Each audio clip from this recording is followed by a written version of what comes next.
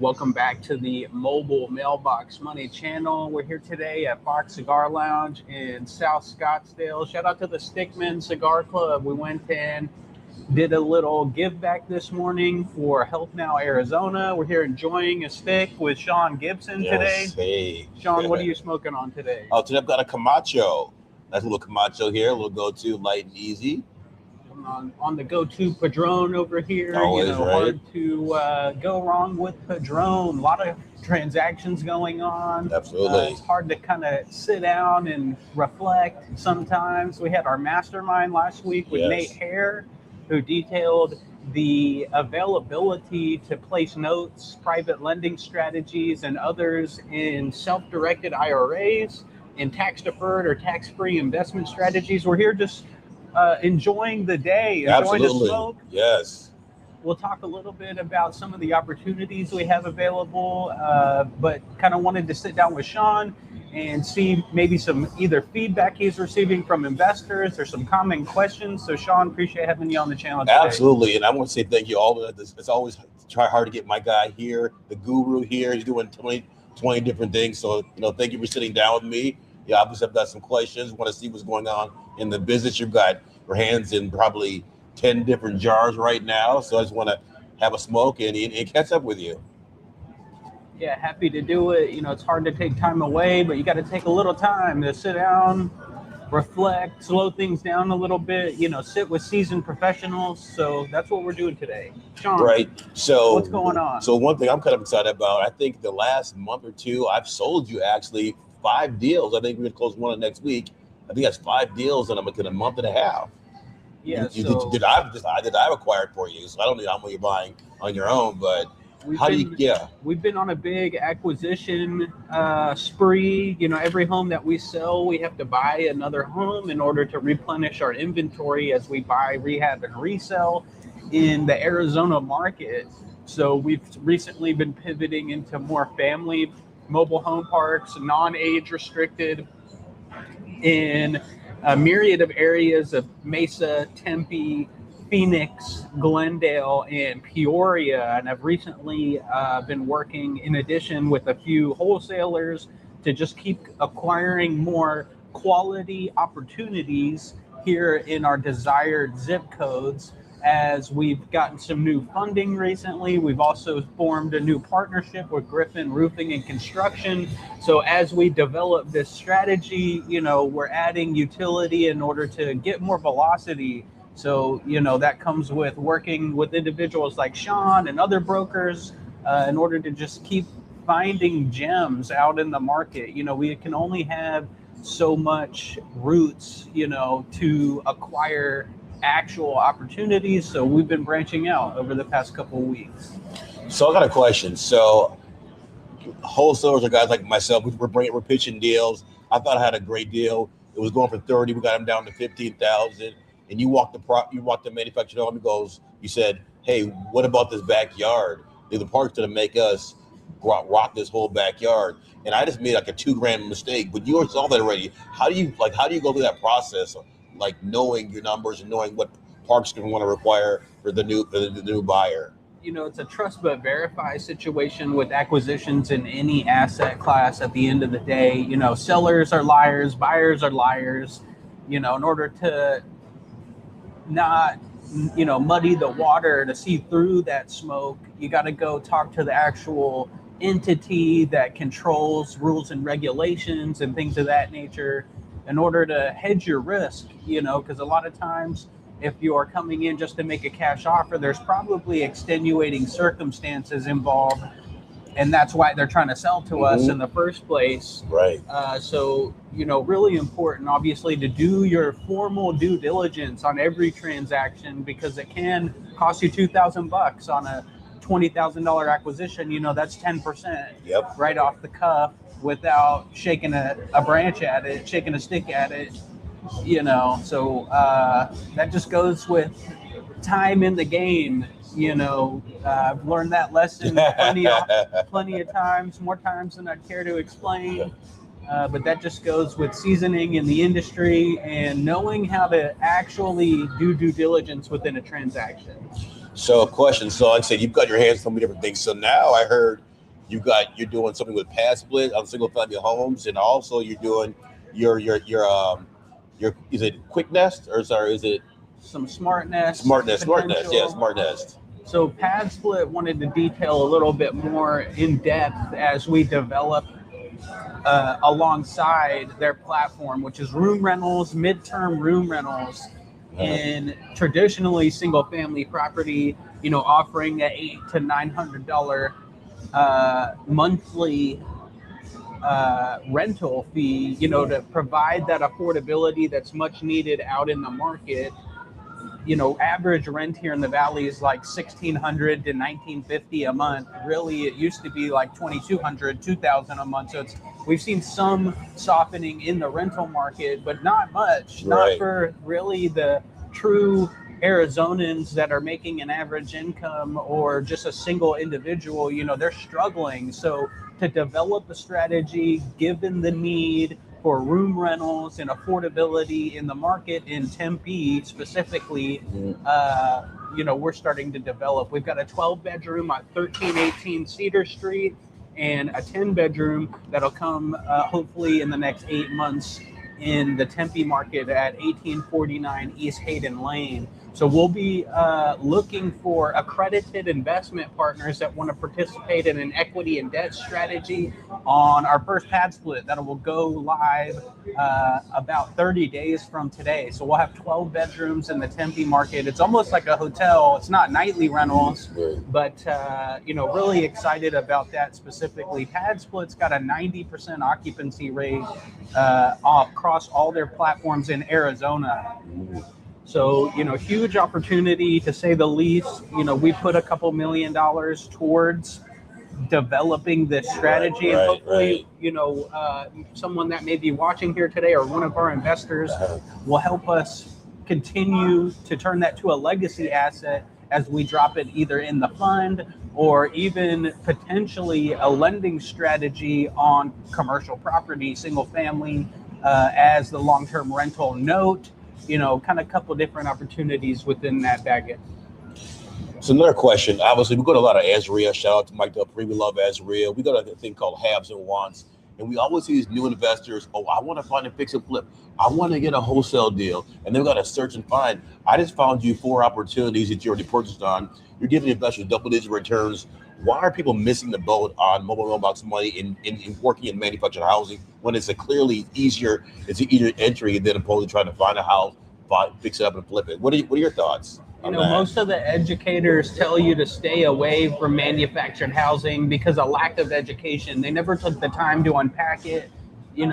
They saw the challenges of non-easy financing, and that kind of kicked it to the curb for them. Well, out of hardship comes opportunity at the end of the day. So as we've developed fix and flipping mobile homes, we saw ourselves a challenge in the financing and implemented a seller finance strategy, started attending national note investment conferences, built up private lenders and investors that saw the fruit in a first lien higher yielding note on a manufactured home than in comparison to traditional single family lending. So that's a big barrier, I think, for a lot of people. And when they go talk to the educator that they may be in contact with, they tell them to stay away from it. Right. So if you see why it's being clouded, you may understand, the tremendous generational opportunity in this asset class, as the biggest need in the nation is affordable housing. It's literally a state of emergency right now. Absolutely. So to be on the forefront of something that's someone shied away from, every other investor, and having it being the biggest need in the nation, that should be a leading indicator of why someone should be curious about the strategy that we've cultivated, being buying notes and combining that with manufactured housing. It's a new day and age. Long story short. So it's July 18th. We're kind of almost in the middle of the year. What are your goals for both your companies, 3 companies actually have for the next, into the end of the year? Because I know you've got yourself in so many different venues, from Silvercrest, Wimmable Homes, Mobile Mailbox Money, raising capital, doing deals. Do you have like a strategy for the next couple of months before the end of the year? The long-term goals for Win Mobile Homes is to do like 100 transactions a year. We're not super close to that, but anything could happen with these new relationships and people that may be watching the investment strategy, to help participate and get us to that goal. That goal helps facilitate housing. So every transaction that gets done and transacted is a new family or someone that's now been afforded home ownership. In Mobile Mailbox Money, we've been talking about bringing on like a listing platform, almost like PaperStack, where people can list their notes for sale on our platform at a higher transaction fee. That's kind of been, I think a long-term goal that we'll try and cultivate. With Silvercrest, I'd like to grow that portfolio to like $50 to $100 million with the PadSplits, the manufactured home notes, and possibly some multifamily opportunities that we've seen sometime in the near future to potentially hold still in the fund. So all of those are kind of running congruently and gaining a tremendous amount of traction. I forgot to mention that Win Mobile Homes, there's another strategy for us to grow to a nationwide platform where almost like a mobile home village. Mobile home village got bought by Carlyle Group, and the amount of people that stopped using Mobile Home Village is a lot. Where Mobile Home Village didn't have enough is the seller finance component. So we would package a listing platform not only with third-party financing options, but the availability of that owner to actually seller finance that home through our platform. And it may even give them a spot price of if we'll buy the note or not on that transaction at a discount. Whereas in comparison, if that same person was trying to sell for sale by owner to John, the buyer, and that buyer couldn't find financing, there's no other options for them outside of a seller finance transaction, or in most cases, they end up just giving the house back to the park, or they sell it at a crazy discounted cash price discount. So those are, a couple things that we see coming to the table very soon. The Smart Nest equation. We've recently been in contact with Griswold Home Care Services, who offers in-home care by certified nurses assistants, and combining that with affordability and manufactured housing provides someone, I think it's like a 40% discount in comparison to assisted living. So opposed to paying $5,000 a month in 24-hour care assisted living, they may not need 24-hour care. They can get either ownership in a manufactured home or just rent that home, which we have the availability to do so with some of these institutions, to rent our homes out in combination with the home care services, say 4 times a week. They could see a rate decrease by 40% potentially, and be in a community, not in one facility. They have, possibly a gated community, pool, jacuzzi, on-site management, and other like-minded individuals, to kind of converse with and have a lifestyle with. So that's something that we've been cultivating in addition. So everybody's talking about AI, but you're really using AI to your advantage. Tell everybody about AI and real estate, and how you, in my opinion, are crushing it in AI in your businesses. From data scraping to optimizing marketing and efficiency and, comps, analysis on our inventory, all the above, to video generation. Recently I've been trying to implement a strategy with video generation, targeting local trending events across the nation, whether it's a new movie or the FIFA World Cup, and combining that with our investment strategy in order to get more exposure. I think his name, who's the guy, Deadpool guy? Ryan Reynolds. Yeah. So he bought an agency and implemented that strategy, but was doing actual physical filming. And around a trending event, they would shoot the video and concept that same day and release it the next day. Oh, wow. And their exposure got to such a big level, they sold for a couple $100 million. I think it was. I don't know the exact number, but it was millions of dollars. That he sold this agency off that one idea. So, you know, I've been really pivoting and leaning into that more than ever. Coincidentally, on social platforms, financial products get kind of limited as far as exposure. Right. But, you know, that alone is getting me 50,000 views a month on my Facebook page, which we weren't touching that many people at all prior. Right. In addition to that, combining that with connecting Manus to our advertising account on Facebook to optimize the ads.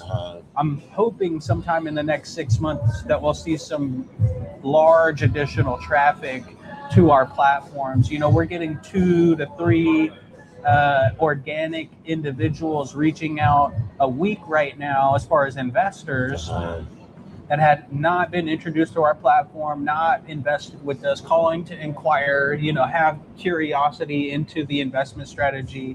So, you know, that's really starting to gain traction, but I'm hoping it'll hit another RPM. Right. So one thing I always ask, so if there's a new investor out there, why don't they say, hey, you know what?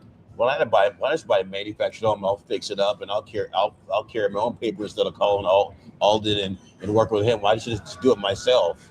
So, you know, there's a lot of people that do try to do that. The years that we've spent cultivating this strategy makes it all look very easy for us to go buy it, rehab it, seller finance it, qualify the buyer, get them compliant, transact at home, find a note investor. It's 3 different businesses all in one. We're running a contracting firm almost. We're buying houses to sell almost for like a wholesale transaction and seller financing that home like a mortgage company and then grazing the private capital. So there's 4 key transactions that take place all in one in order to get the bow of investment that comes with the seller finance note in that accord. So, you know, that all 4 transactions come with their own bags of tricks. Absolutely. Of, you know, the park trying to throw the hatchet at you because you didn't rehab the home's exterior to their, you know, their criteria. It needs landscaping. It needs this. It needs that. I didn't know that. Right. You know, that's a huge problem. Absolutely that could be $5,000-$10,000 before you fucking, you know, before you figure it out. At the end of the day, the seller finance component. How long does it take to get an application from someone fully filled out? And find an underwriter that'll actually underwrite your documents. Find a licensed mortgage officer to write off on the loan to make it fully compliant. Find the investors to buy a niche market note without having to take a huge discount. You know, that's really what we've done is pretty phenomenal to say the least. And I'm not sure very many others in the nation have gotten this type of traction to where now we have 50 homes in inventory. We're selling 2 or 3 a week at any given time. So, you know, I would caution there is opportunity and hardship, but how much hardship do you really want to go through at the end of the day? There's been plenty of blood, sweat, and tears within this business of building a team, building the system, and building the relationships that really made it all work. You know, you can go buy and sell a bunch of homes, but if you haven't cultivated valued relationships within this asset class, you'll go out of business very quick if you don't have someone to call on, whether a lender or whether a park you have a problem with. You know, we've elevated in contact tree to now the owners and corporate entities that own these mobile home parks. You know, so those are just a few of the major challenges that are faced when transacting these types of homes. All right. Well, this has been awesome. I love it. You know, I'm always getting together with you. I know you've got some things coming up. You got an event coming up at the end of the month. And I just want to sign off and have a stick with you. And that's when the real magic happens. That's when I get all the good nuggets. So we've got our meetup on the 30th, July 30th at Magnum Cigar Lounge with Arizona Real Estate Investors Association. Today's brought to you by Silvercrest Opportunity Fund. We are partnering with Azria to do that meetup at 6 o'clock on the 30th at Magnum Cigar Lounge. If you're in Arizona looking to come have a stick, rub some shoulders with other seasoned professionals, there's probably going to be 30 people in attendance. I would say at least there's 20 people that are pre-registered, and the Stickman Cigar Club will actually be there in addition. The Stickman Cigar Club is now close to 30 members. It's all business professionals and owners, majority here in the Valley. And now we're opening our first chapter in Denver at the end of this month. So, from raising capital to building relationships, we are boots on the ground here in the Arizona market in notes and manufactured housing. That's one step closer to financial freedom. What do we call that? We call that mailbox money. Buy notes. Appreciate y'all viewing today. Don't hesitate to reach out if you have capital liquid in an account and you're looking for a passive investment strategy, whether be it you're non-accredited looking to start performing in a 30-day program and buy a note, a transaction, one note, one investor, or you're accredited. You could invest Reg D in Silvercrest Opportunity Fund for a 10% return for a 1-year term or 12% for a 3-year term, investing like Warren Buffett. We'll see you next time. Have a great week.